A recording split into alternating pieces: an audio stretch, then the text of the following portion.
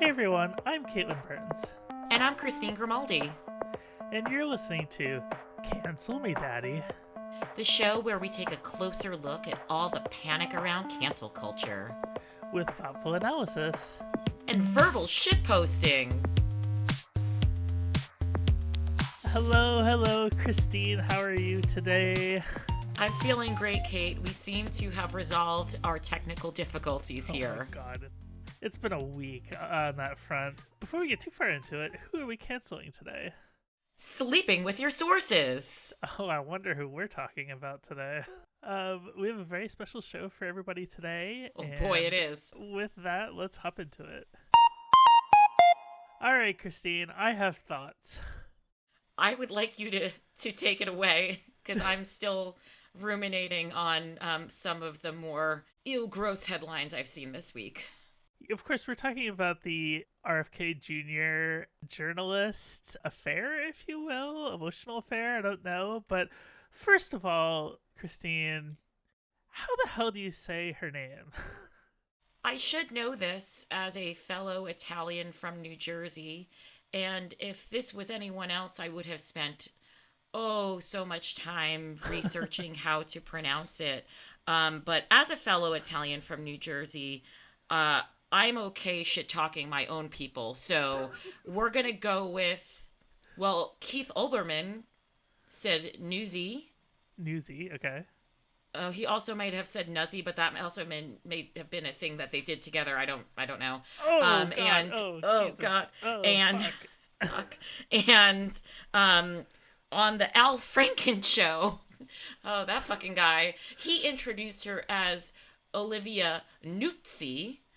Which sounds okay. that sounds like something that my Italian paisans would say, because in New Jersey you probably say, yo, Nuzzi, what's up? So I think that we can interchangeably refer to her as those names. What do you think, Kate? I think Nutzi sounds like if we had an American Nazi party headed by Newt Gingrich. Oh. He'd be a Nutzi. Oh, well, that's a thought. That feels too close to home in this country. But it actually makes me think about something I read in the Vanity Fair piece that you so helpfully highlighted earlier, because it does a really good job breaking down each step of this, whatever the fuck you want to call it.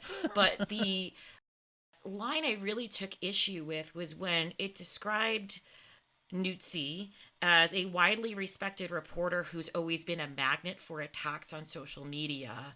And that really rubbed me the wrong way, kind of in line with the joke that you just made, because I find her work has caped for some of the worst people in this country who are hurting marginalized groups of people, who are leading attacks on social media. And so that's really some of the biggest objections I've had in the coverage of this affair. Yeah, so Olivia, I always called her Nuzzy. I guess I'll say Nutzi because it's funny. She's been a journalist for a very long time, actually, even though she's younger than I am. You remember how she got her start, right? She dropped out of college, right, to cover a presidential campaign? I believe she dropped out of college to cover. She broke the Anthony Weiner story, or fact check me. I don't remember if she was an intern in his office or if she was, or if she otherwise got a tip. But that was her big story, and that's how.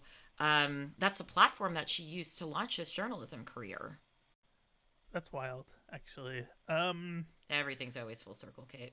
So, but I remember her making jokes, and this is like before my transition, before I became a journalist. But I remember her joking with, I think it was Milo Yiannopoulos on Twitter.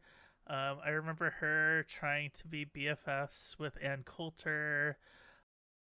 I remember her writing stuff that purported to be sympathetic to trans people, but actually just repeated all of the worst talking points known to man. I actually went back and looked because I had DM'd her twice actually in the past. The first one, as I was telling a funny story about covering the 2020 Democratic primary. I was working for Vox at the time, and I went to this LGBT journalist party in DC, and there was a representative from the press team with Biden who was there. Struck up a conversation with him, didn't mention that I worked for Vox, but talked about potentially working together on a story of some sort. And then right off the cuff, he starts complaining about how Vox has been covering the Joe Biden campaign. And I'm sitting there like, yeah, that was me. So I remember she had told a story about the Biden press team. I don't remember what the story was back in 2020. And I DM'd her just to share that little anecdote, and she thought it was hilarious. And then the next DM that I have is me like ripping into her about this article that she wrote about trans rights and how shit it was. Did she ever reply? No.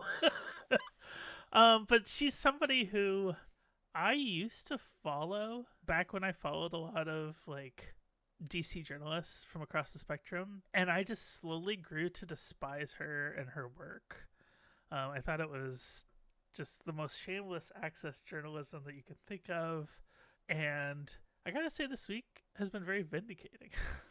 Yeah, and it's funny that you say DC journalism because she is. I mean, she's a DC correspondent for New York Magazine, but a lot of times I have angrily tweeted before I am now sort of officially off Twitter because the word cis is a slur on Twitter now, Kate, which I'm sure you knew, and I just realized when it's Twitter been that way for a while, Christine.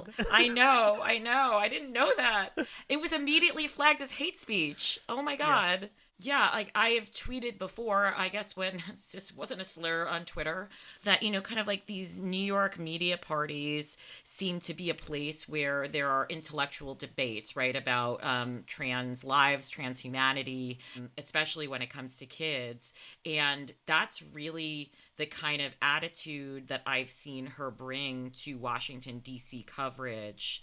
Not that this place is exempt from that kind of thinking. But when you combine that with the access journalism that is so prevalent here, it really makes for a dangerous combination. And to be candid, it makes me not really read her work. You know, I'll skim it. I will be aware of it. I will be aware of it enough so that I can speak with it, or I can speak to it rather, with authority. Because I never want to talk about something that I actually haven't read. I just sometimes need to take a deep breath or two or three or four before I dive into some of her work because of that. And it is because of the caping for the white supremacists and the transphobes in the Venn diagram that looks like a circle. So now that we've set the background on our sort of pre-existing view of her work, let's talk about the news that broke last week. And I don't want to go into tremendous detail because it's covered in much better ways than we could ever give service to in other places, but we'll have a bunch of links in the show notes for people if they want to follow up on the details. But basically 2 weeks ago, there was news that broke that Nuzzi was suspended by New York Magazine for inappropriate, I think the words that they used were like inappropriate interactions or something with a subject. And I think it was figured out that it was RFK Jr., the Mr. Brainworms himself, the what was it, libertarian candidate for president, former libertarian candidate for president. I think I blacked out on his party. Third party? I think it's third party, maybe not libertarian. That initial report sent like media Twitter into a frenzy. Not a constructive or helpful frenzy. No, but a fun one at least. Like the jokes are very good. Oh yes, they were. And it's funny because you say 2 weeks ago, but it feels like every 3 or 4 days there is a new angle, if you will, yes, or interpretation of this story. And so it still feels really fresh. And What did you tell me the other day about the New York Post? They have the best headlines. They reported on Eric Adams, the New York City mayor, getting busted for foreign influence from Turkey, and their headline was Grand Theft Ottoman, and I lost my shit. And I'm still laughing about it like 3 days later. Like, that headline was surgically designed in a lab to appeal to my specific brain. You know, the New York Post coverage generally may also be a Venn diagram of white supremacy and transphobia, but I just need to know who writes their headlines. Yeah, their headlines are always amazing. Their coverage itself sucks. I want to circle back to the New York Post because there's a point I want to make about their coverage of this, but I'm not ready to yet. Okay, cool. Okay, that sounds. But first, we had good. a Vanity Fair report from Eve Beatty, I think. Batty Beatty. I'm not sure how to pronounce their last name. That reported that Nuzzi allegedly shared like tasteful nudes. Were they demure? Demure, right? Demure, right?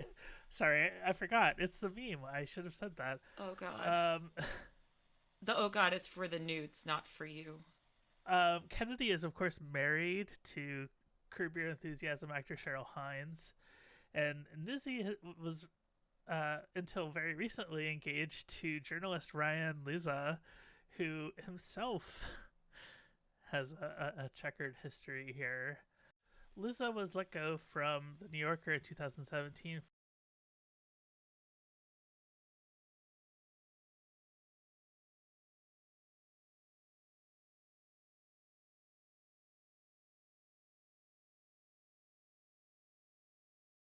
for, quote, improper sexual conduct. So, you know, lots of winners in this little slice of DC. And I say that obviously dripping with sarcasm. But then we get to the New York Post coverage of this, and this is kind of the first point that I wanted to make. So early on, we had this article from Dana Kennedy. I don't know if there's a relation there. I'm assuming not. They would have disclosed it. That Nuzzi was, quote, obsessed with RFK Jr. after interviewing him for her profile, in which she made him look, quite frankly, like a crazy man. But according to a source, she went after him aggressively. She targeted him pretty hard, and Bobby was blocking her continually. It was a little scary. She was obsessed with him, and I think she still is. This is the quote in the New York Post. Are they rebooting Fatal Attraction? Where's his responsibility? Yeah, and then Nuzzi's people pushed back, saying it's untrue that she was the aggressor. But then we have, just a week later, a different article by a different journalist, Ollie Coleman, for the New York Post on page 6, that they had, quote, incredible FaceTime sex, which, quite frankly, makes me vomit and wants me, like, I want to get off the planet. But take me with you.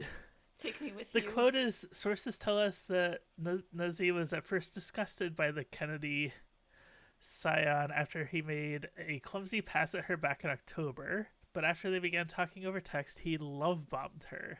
So this is a complete contradiction to the first New York Post story about this, where they spun that she was the obsessed one. They report that she lived a double life for nearly a year, sharing long calls, endless texts, and virtual sex with a former presidential candidate, all while engaged to her partner of almost a decade. And there you have it. You've rendered me speechless with the story. Multiple insiders say Nuzzi, even after Kennedy denied their affair in the press and even implied that he might sue her, is still in love with him. Wait, she's still in love with him, or he's still in love with her? She's still in love with him, allegedly. Allegedly. But, like, I don't know why we should believe anything the New York Post writes about this, because they've already sort of contradicted themselves on this, have they not? Correct, they have. Are they just publishing whatever camp tells them whatever that particular day? Yeah. Oh, yeah. Oh, okay, cool. That's simple. Although the first article, and look, like, it's hard to hold a lot of truths together, and I'm trying to do that here because I think that she bears so much responsibility, and there is also this tendency in the media, whether it's movies, whether it's news articles, to paint women as aggressors in relationships and to disbelieve their stories and to validate the experiences of men. It is mind-boggling to me to read a story that says she pestered him into sex, like, without putting any onus on him participating in said sex. I don't care whether that was FaceTime sex, which is a phrase I truly wish I had never heard. I mean, it's been a trope forever that journalists sleep with their sources to break stories. A very obviously untrue, like, trope, I want to say. And I think we're going to break that down a little bit more later. But before we get to that, I want to talk about the media men defending Nuzzi. Oh, Christ on a cracker. Yeah, let's go for that.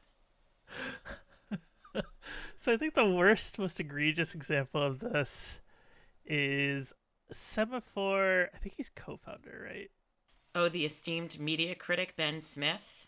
Yeah. Yes, he's brought that... The esteemed media critic. Brilliant analysis to an entire publication that he co-founded. He wrote this newsletter defending her.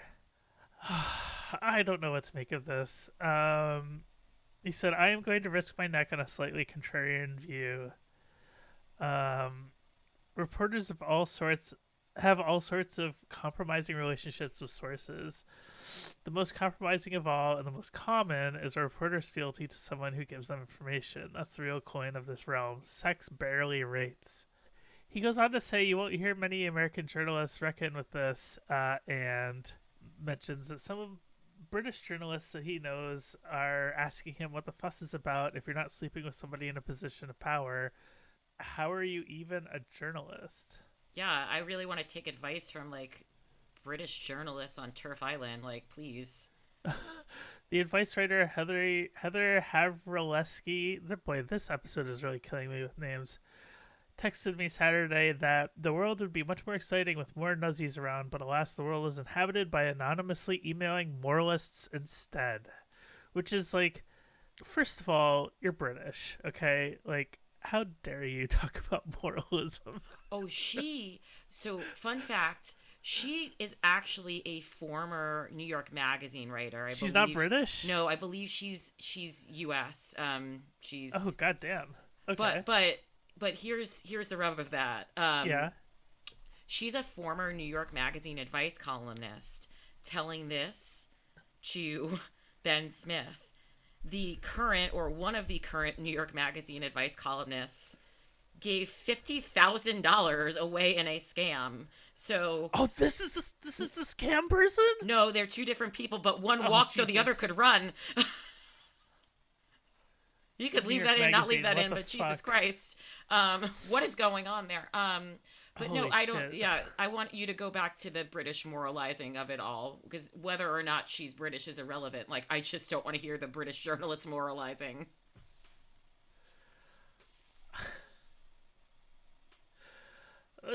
I don't want to talk about British moralizing. I gotta be honest with you. Okay, that's fine. But then what I will say is that I find it appalling that this isn't moralizing. We're literally journalists. Our job is not made easier. Our job is made possible by people anonymously emailing us.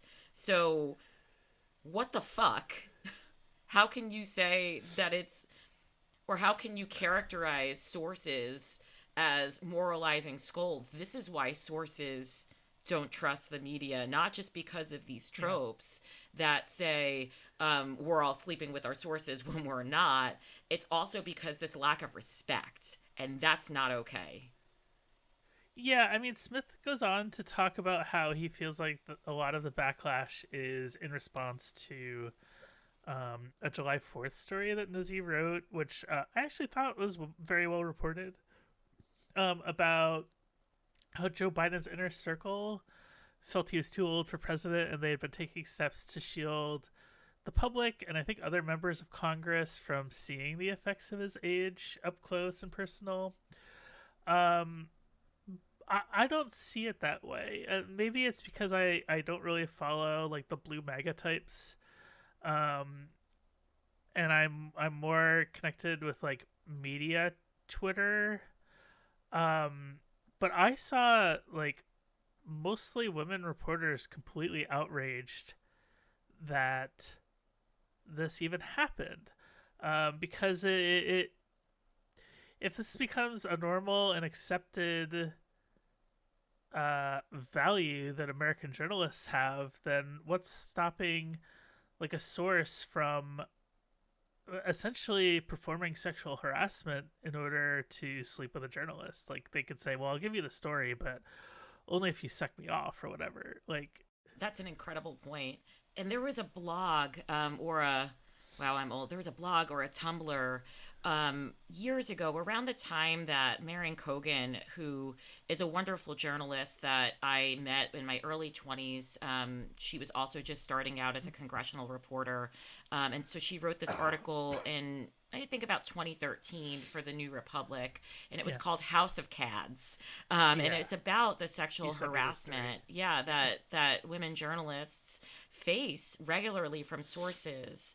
And I don't know if in that article she cited this or it was somewhere else, but it was a Tumblr where women journalists were submitting some of the sexual harassment that they had experienced. And I believe Suck Off may have been one of those statements. It's wild. And I want to be cognizant because it's also like hard to have this conversation and just keep saying like women, men, because I don't want to reinforce like these gender binaries and gender dynamics. Yeah. And also like the reality is like a lot of the cis men who are sources, like, I mean, when I was a journalist on the Hill, like that's where we all whispered to each other like who to be careful around, you know? Yeah. Have you ever like sexted with a source before? Wait, that was a dramatic pause. I didn't mean it to be. No, I have not sexted with a source because I'm old and I don't know that sexting existed then. But I did briefly date two sources. Uh-huh. They were each one-off sources who were not people I was going to be in regular contact with. So if I was, that would have been something I disclosed to my editors. The first brief relationship occurred after that story was already put to bed, as they say. Ayo.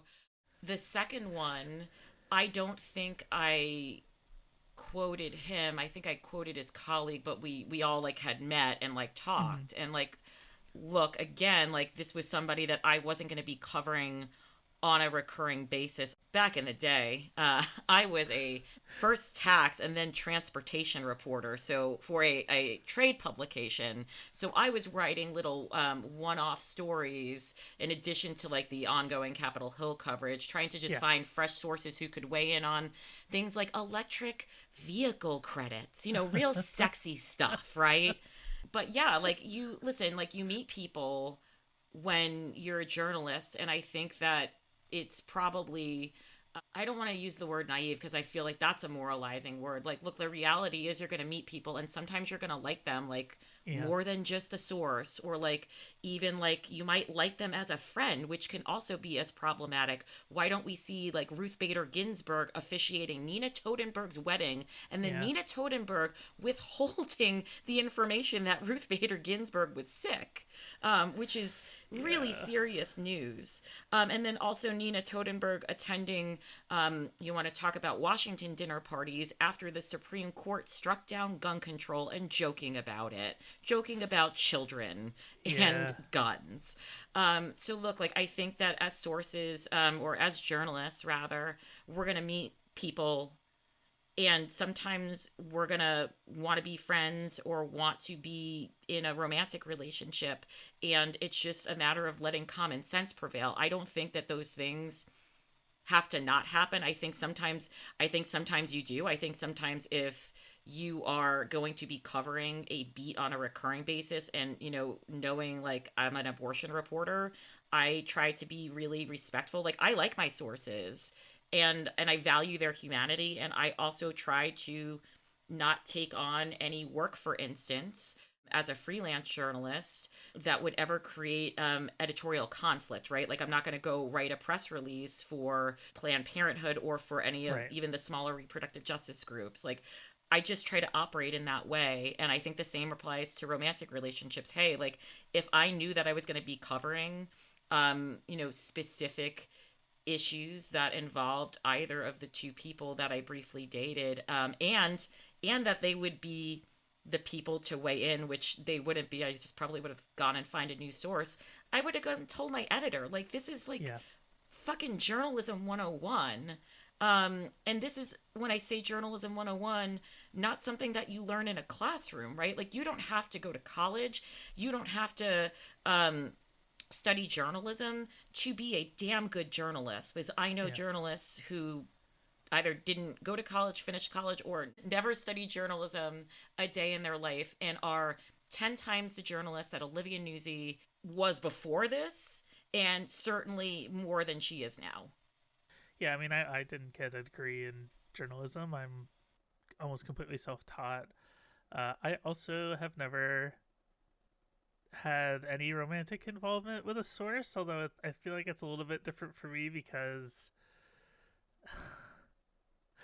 I mean, let's face it, like, as a straight trans woman, there's only a certain type of guy that's going to be attracted to me, and they're not going to be hitting on me, like, in public, usually. Although, I will say, I do remember getting hit on. I was waiting to talk with a comms person in a Republican House office. And I forget the story I was working on, but I remember there was a oil lobbyist who was also waiting in the same office, and after gratuitously staring at my legs for about 20 minutes, he did start hitting on me. So there was that. I will say your tenure on the Hill was longer than mine, so maybe if time had gone on, it would have been different, but I don't. I kind of dread to think about a world where one of my sources also tried to sleep with me.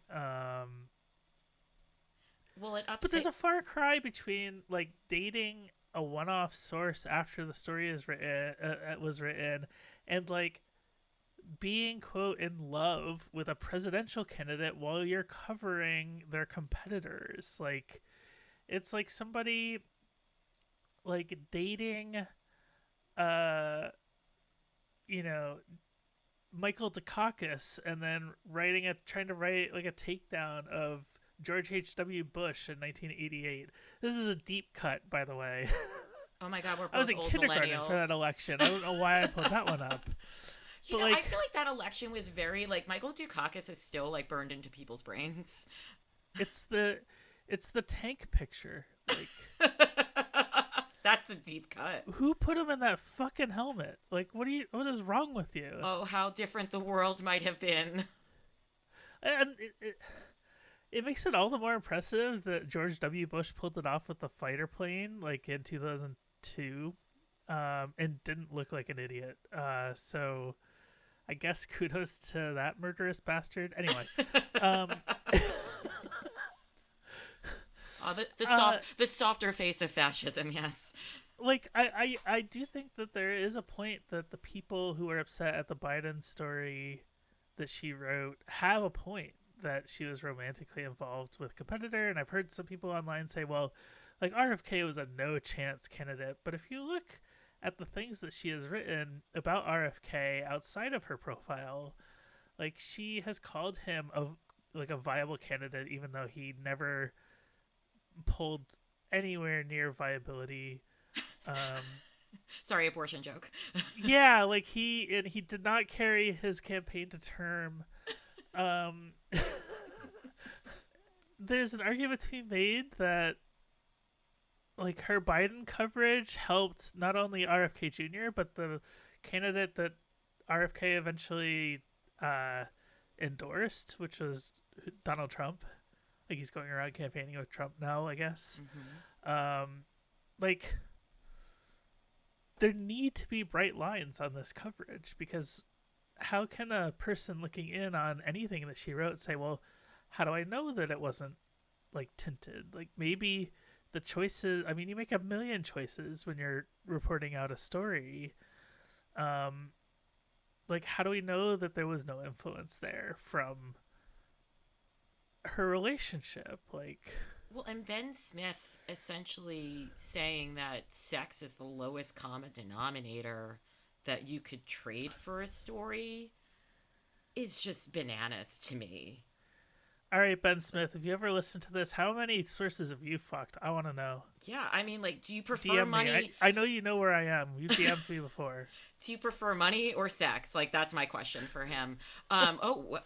You have DM'd with Ben Smith. I would love to know what that conversation was like.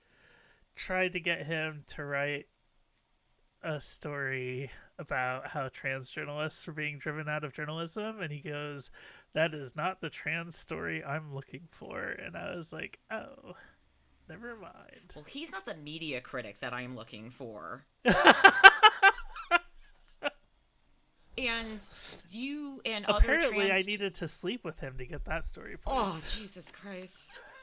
There are so many gross points, and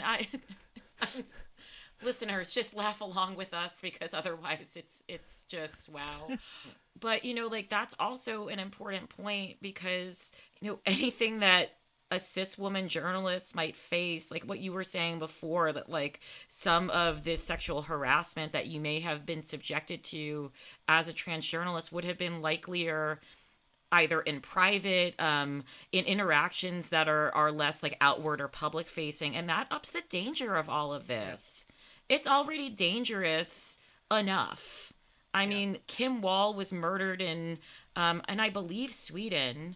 We put ourselves in these situations where we are going into sometimes strangers' houses, or we're working really late in the Capitol. Like, I've been on the Hill when a hearing gets out at 2:30 in the morning, and then I have to make my way home.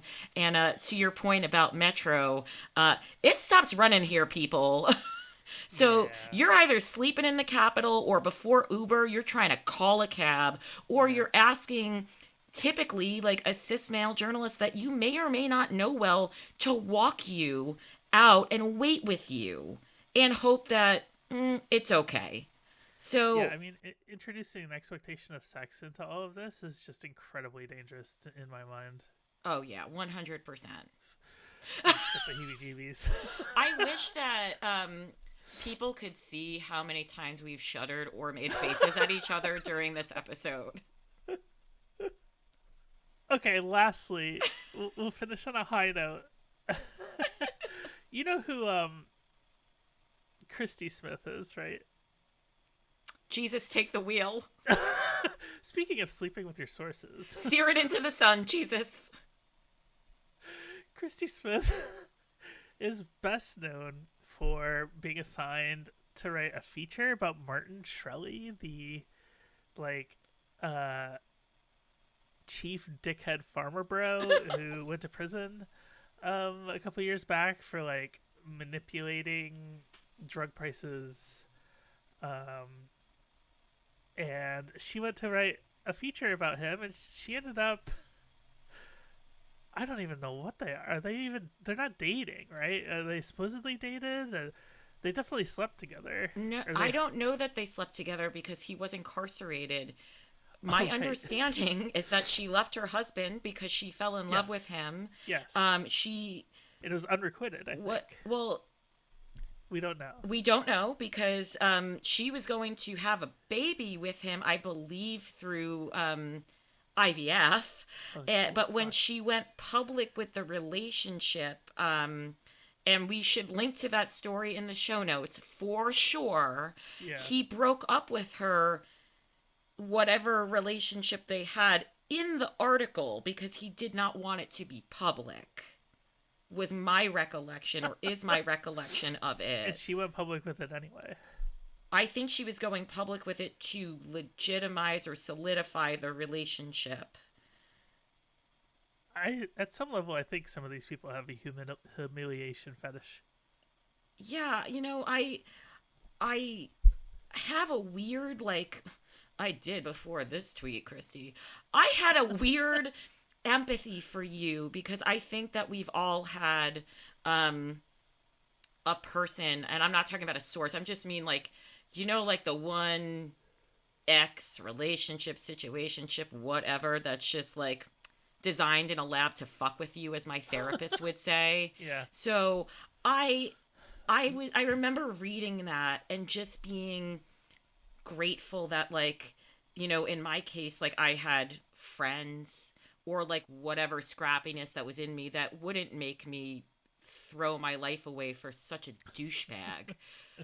But now that empathy is gone. Why don't you tell our listeners, Kate, what she said? She's responding to a tweet that said the damage Olivia Nuzzi has done to actual professional women journalists cannot be overstated. And in response, Christy wrote, in my experience, and yes, I have some experience, attitudes like Laura's are by far more damaging to women in journalism than occasional line crossing, which is barely a blip on the radar when male journalists do it.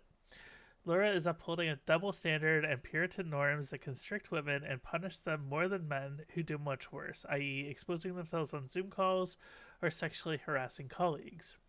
You support women in journalism by not treating them like they're Hester Prynne, I don't know that reference, for essentially, again, doing things male journalists can do without repercussions. In this case, I'm guessing just sending some flirty emails and texts. Okay, hot take, male journalists who do this are disgusting too. Yeah, 100%. Oh my God. She was pulling the deepest cut, like to freshman year English. I think Hester Prynne is from the Scarlet Letter. So here we have another fucking, and let me just actually, not too many fucking women journalists who, because it was just that writer, that former writer for New York Magazine and Christy, who I've seen. Otherwise, like you said, the majority of women journalists have been like, this really fucks shit up for us. Don't do this. Oh my God. Yeah. But here again, we have this like, moralizing take, and it just makes me want to scream, Kate. What about you? I just get really frustrated at the state of access journalism in this country. In this case, very full access. But like, you can tell who believes in the access journalism model and who doesn't by how they responded to this story, and it's really interesting. And of course, you had the likes of like Katelyn Flanagan, who oh Jesus. Is beneath my contempt. She's beneath this podcast. Out there, defending her, like all of these guys, and it's like, this is why everybody hates journalists. So to me, this is more instructive of it. To me, it's less gender binary, and it's more the whole kind of journalists to far right grift or pipeline, or kind of this contrarian viewpoint that gets a lot of clicks, because that's like we see like Caitlin Flanagan jumping into the mix, which thank God I didn't see before this, because I would have just been a ball of rage. Like, it doesn't surprise me, right? Like, this is like what you're talking about. Like, this is the important stuff, and like I'm really grateful that you are a better media critic than Ben Smith, that you can point out like, yeah, like all the gross points are gross, but what is this really saying? What are the themes that we're seeing? And this is the theme that we're seeing. Like, all the people that you expect to defend this are defending it, and it's not okay, because those are the people whose voices are heard the most, right? Like, they're the people who have staff jobs. They're the people who have a lot of whatever followers. And, you said something really interesting before about, like, Olivia Nuzzi, I guess, saying that RFK Jr., maybe saying that he was a viable candidate, maybe that he wasn't, whatever. I think it's less her impact on kind of to be clear, there is an impact on the election and on election coverage, and we are seeing that now that RFK Jr. is thrown in with Trump, which is a whole other story. But it's also on this culture, right? It is this culture that is being perpetuated, and when people, like, on the internet, but also this story has left the internet. It is everywhere. Yeah. And when people see and hear this and they hear responses like Ben Smith's or Caitlin Flanagan's or Chrissy Smythe's, and they are internalizing that, they are internalizing some of that grift and that, like, let's pivot to being contrarian bros regardless of our gender. And that scares me. That kind of, regression really scares me. The other thing, too, is, like, you mentioned these are the people with power. These are the people with staff jobs. They're also the people making recommendations for new hires. And that means that they control the future of the industry, basically, because it's really hard to pay rent if you don't have a staff job. I mean, I've been freelancing for 8 years. It's never been easy for me to pay rent. I think this is just a beautiful segue for our next segment. It is. And, then I want to bring up and own, too, that, the reason that I'm able to pay a mortgage is because I have a spouse, that makes sure that we can. And guess what, everyone? I still want a staff job. I still want to make money. Like, I still want this career that I feel like I've really worked hard to have, and that I'm also undermining at the same time because I am outspoken on these issues. Right. So it's kind of like, well, fuck. Well, fuck. Let's get to the happy part. I mean, you were going there. So, Christine. Yes, Kate. This is normally the time when we would do out-of-context cancellations, but this week I thought we'd do something a little bit different. I'm here for it. As you know, but our audience doesn't, we've been holding a secret for the last couple of weeks. We are launching a collectively run worker-led newsroom. And it's called the Flytrap. And we are so excited about it. And in addition to that, this podcast is the very first show in the Flytrap Media Productions universe, if you will. And having said that, we have another of our co-founders, Aria Velasquez, who's a writer based in Chicago, who has been involved with this project almost since day one to talk about what this means for this show, for our audience, and in general. Aria, thanks for coming on. Hey, thanks for having me. So let's start with, what is the Flytrap, and when did you first get involved with it? The Flytrap is our collective attempt at a revival of the mid-aughts to mid-teens feminist media boom, which maybe we didn't think of it as a boom at the time because we were in it, but when I look at how many of those places have disappeared in the last 5 to 6 years, I realize it definitely was a boom. That's where I cut my teeth, learning how to really understand culture and read it and not just passively absorb it as a consumer, but to truly think about what was happening and what it actually means in a maybe not quite academic sense, but something getting close to that. So yeah, the Flytrap is us trying to recapture that, but in a much more thoughtful and considerate way. We're not just recapturing the spirit, but we're also trying to make sure that we live up to the letter of that, making sure that we are not employing or platforming sex pests, compensating people well and on time, not compromising our values for financial considerations that are perhaps necessary to keep the lights on, making sure that the writers are involved in the business decisions, even though, according to today's staff meeting, I think I'm the only person who actually enjoys looking at the business administration side of things.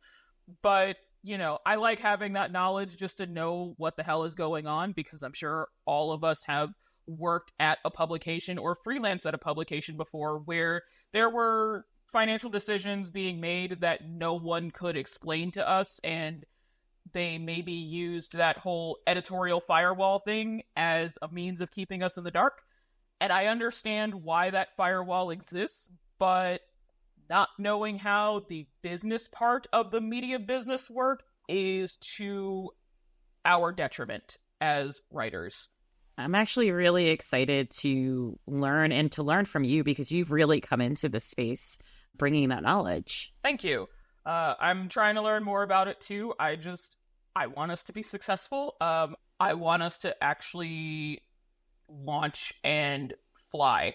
And as far as how I got involved, mid to late December of last year, I got an email from Andrea Grimes, who is another one of our co-founders, asking if I wanted to get involved in, I believe the title, the subject line of the email was an unnamed feminist bloggy project.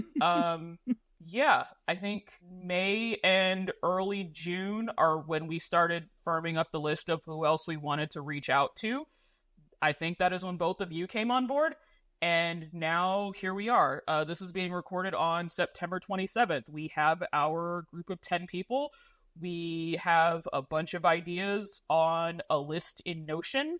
We officially have incorporation paperwork, thanks to Katelyn and her very diligent work on that front. And yeah, now we're here. Well, maybe this is a place to interject or to talk about, why we chose the model that we did too, right? Because I think a lot of us have had experience working in nonprofit newsrooms, and I know that was a discussion that we had and decided pretty vehemently against, because even though there is no true ethical consumption or, I guess, workplace under capitalism, the progressive nonprofit that fails to live up to its progressive values really seems to be a model that we wanted to avoid. Yeah. Silence in the room. Yes. Everybody is collectively having their war flashbacks about working at progressive nonprofits. We decided pretty quickly that we did not want to go the nonprofit route, just because part of it is that it's a lot of effort, whether you are doing the nonprofit incorporation or if you're getting a fiscal sponsor. There's just an added level of bureaucracy to it, especially with regard to reporting out finances and how people are compensated and all of these other things. And I will say, one of the interesting things that I've learned in the past year about nonprofit enterprises is that you can convert a for-profit enterprise into a nonprofit. That conversion does not work in reverse. So if in the future we did decide we wanted to go the nonprofit route or even potentially a fiscal sponsor route to open up the opportunity for, grants and charitable donations, that is a route that is not entirely closed off to us. But if we were a nonprofit and decided, hey, we don't want to do this, we would like this to be a completely for-profit entity, we don't want to have a nonprofit board that potentially has the ability to usurp our decision-making or remove one or all of us from the organization entirely, it doesn't work the other way. That's wild. I did not know that, and I am yet again grateful that you are one of our co-founders. My analysis was much simpler. I just believe journalists should be able to make a profit on their work, but that's just me. Is that a radical thing to say? No, not at all, especially whenever you think about the journalists who are employed at various legacy institutions, like people who are very obviously making six figures. They're, a dying breed, but they do still exist. And they are profiting off of their work in a way that the vast majority of us will not ever be able to do in the span of our typical journalism careers, because the financial incentives within the business have corroded so much since we joined the industry that it's simply not possible anymore. Well, and we were talking about this earlier, right before we started recording, about, what we could do with some of that money for ourselves, the power and the importance of being paid for our work, and then also trying to make that as ethical for other people who may be writing into us, maybe freelancing for us, and making sure that they're compensated fairly. So as we speak, I believe there is a Kickstarter up for the Flytrap. We do have a Kickstarter. You can find the link to it in the show notes. I'll also put all of the Flytrap socials in the show notes as well, so people can find us there. Speaking as someone who got her start in this industry doing social media and audience engagement work, we really do appreciate it whenever you follow us and interact with us. If you would like to support us, you can go and pledge to our Kickstarter. That is running through the end of the month. And you could just get the newsletter. You could, if you go into one of our higher tiers, my personal favorite is the That's What She Said $69 tier. But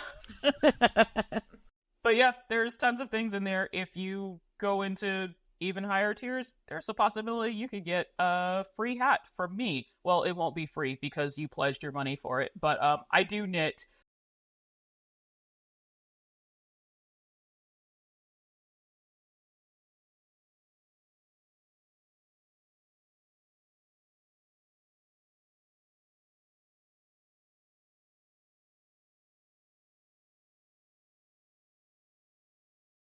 And as far as why you should support, I assume if you are a listener to this show, you already know the importance of supporting independent media. At the risk of sounding cheesy, you have to be the change you want to see in the world, or maybe in this case, throw some change at the media you want to see in the world. Fund the change you want to see in the world. If you can't be the change, you can fund the change. We all know that media costs money to produce. Even some of the things that people point to as like this passion project or labor of love, like the toast. We would like to have a long-term sustainable impact in the media, and we can't do that without Kickstarter subscribers and paid subscribers to the newsletter. Every single dollar matters.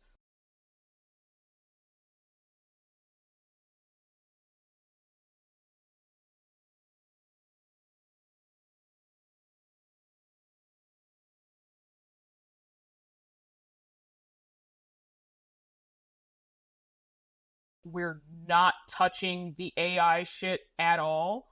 All of this work is done by actual people. If you catch a typo in a newsletter, it's not because a robot did it. It's because one of us was too tired and we were reading over the stuff and it just kind of escaped our notice in the process of copy editing. All errors produced by humans. How does that sound? And you know what? And you can very kindly let us know.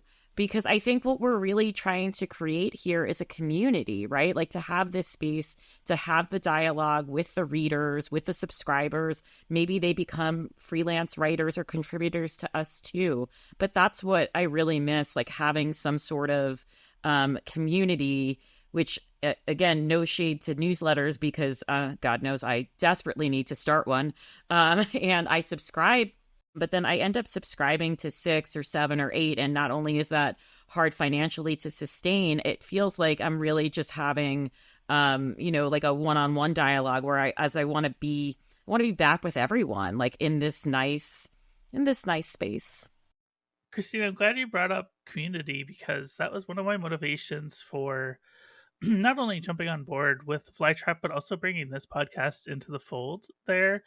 As our listeners know, like, I was a co-founder of this podcast. It hasn't been regularly updated, certainly this calendar year. And last episode, or 2 episodes ago, I had asked listeners, like, what do you want me to do with this podcast? And every single response I got was, you should do what's best for you, but we will miss this podcast if it goes away. And that was part of my motivation for going out and getting Christine as a co-host, and also for bringing Kids Me Daddy on board with Flytrap, because I see this as a way towards sustainability. I really want to keep this community going. We're not getting rid of our Patreon. Our Patreon actually directly pays our editor, but we're hoping to help grow this community too with future Flytrap listeners. So I think back to like where I got my start. It was in feminist media. One of my very first paid bylines was with The Establishment, rest in peace. Okay, I'm going to give some inside baseball to our listeners. This is our second time recording this because I forgot to hit the record button yesterday when we attempted. But one of the things that we talked about then was how we all sort of got our start in feminist media that no longer exists. And now there's nothing to provide that next step up for the next generation of feminist writers. And I know, Aria, you mentioned this, but and I agree with you, but providing that next platform for sort of the up and comers is something that I think is a service to the world that needs to be provided. Yeah, The Establishment was my first byline ever. Getting that byline, that first byline in The Establishment, really gave me the additional confidence boost that I needed to keep applying and to finally collapse over the finish line whenever applying for jobs was just draining the fuck out of me. I'm pretty sure everybody knows the struggle of finding their first job out of college. Like, that shit is hard. When I look back on it now, I'm like, whew, you could not pay me to be 23 again, except for, I don't know, maybe not having gray hair. But yeah.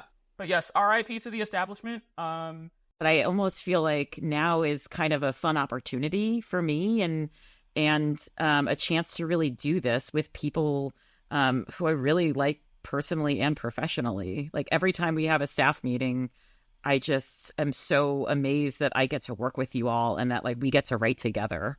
Thank you. I love that. Well, Aria, we really appreciate you coming on. I think we're at the Flytrap Media pretty much everywhere on socials. So if you don't happen to have access to the show notes right away, but you're listening and you want to follow along, like, wherever there's a social media place, we're probably at the Flytrap Media. Christine, how excited are you about Flytrap? I am so excited, Kate. I am just so incredibly excited. Like, I can't even stand it. I wish people could see the smiles on our faces right now instead of the visible disgust from talking about sex pest journalism earlier. And then all of this talk about media criticism as it's something that we do on the show all the time, but I was wondering if you had any thoughts on this. I do. And, I feel like I've been tweeting media criticism for a while, and kind of, doing that thing on Twitter turned X where you just give it away for free and no one really sees it anymore because of the algorithm. Yeah. So I decided to, at least informally, incorporate myself as at your ombudsmom. Oh, man. You're going to be like the internet public editor? Basically, yes. Yes, Kate, can you tell our readers what an ombudsman is, or an ombudsperson? An ombudsman is something that the New York Times used to have. And it was like a staff person who, like, kept the publication honest. Like, they responded to public criticism. They read their own publication with a critical eye and pointed out mistakes or, like, areas of need in certain areas of coverage. It was like a watchdog group for your own work. So if that's an ombudsman, what is an ombudsmom? Well, ombudsmom came to be because I am a mom. I'm a parent of a toddler. And so I just kind of thought it was funny. And I found myself tweeting more and more, like I said. But really, it all started with the New York Times, as most things tend to of course. do. It's it actually patient zero. Well, it really started with Mike Barbaro, oh dear, who had an episode of The Daily featuring a journalist at the Times who was not an abortion journalist. I don't even know if that journalist was a health journalist. And the segment said that, people don't get abortion pills from Mexico, which is literally not. That doesn't seem true. That doesn't seem true. No, it's not true because, like, a lot of people do seek abortion pills from Mexico because the border is right there, and because in this country it is incredibly difficult to get abortion pills because of outdated regulations Yeah. at the U.S. Food and Drug Administration. Okay, like sorry, there's a whole rabbit hole on that. We'll go into that later. Put it in the show notes. I am descending. Put it in the show notes. Like, it should not be difficult to get abortion pills, people. But anyway, the segment was so incorrect that I started tweeting this at the New York Times and then at other publications, this being a poem that I wrote, and it is called Do You Have an Ombudsman? And Okay, let's hear it. It is set to the tune of Muffin Man. Do you have an ombudsman? An ombudsman? An ombudsman. You should have an ombudsman on staff in your newsroom. So that's my villain origin story, if you will.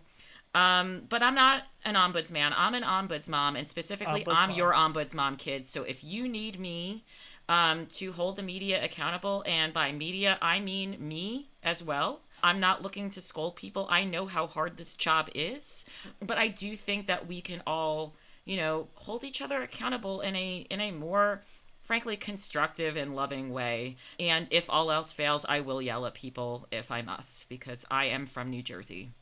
That sounds good. We will find a way to incorporate this into the show going forward. Keep your eyes on that. But having said that, it's been a wonderful, amazing episode. One of my favorite episodes of all time. I'm not even kidding. Same, Kate. It's such a fun vibe today. But if you want to show your support for this podcast, normally we ask you to visit the Patreon. The Patreon's not going away. But today, given the launch of this week of the Flytrap Kickstarter, we're going to ask you all to, if you like the show, kick in some support over there, because they're going to be the ones, supporting us going forward. I say there, Christine and I are both part owners, so I guess when we say they, we mean we. I don't know. But if you want to learn more about that, go to theflytrapmedia.com. We'll have links there. We don't quite have the Kickstarter link yet for me to say out loud on this recording, but it'll also be linked in the show notes. Everybody have a great day. Thanks, everyone. Cancel Me Daddy is a Flytrap Media production, and today's show was made by me, Caitlin Burns, my incredible co-host, Christine Grimaldi, and my amazing editor, Maria Paliologos. Dee Peterschmidt made our theme song, and Eden MW designed our graphics. Our show is made by the incredible cancelers supporting our work, especially the members of our Canceler Hall of Fame, with a great power to cancel all their enemies. Meg. We appreciate your support. Happy canceling!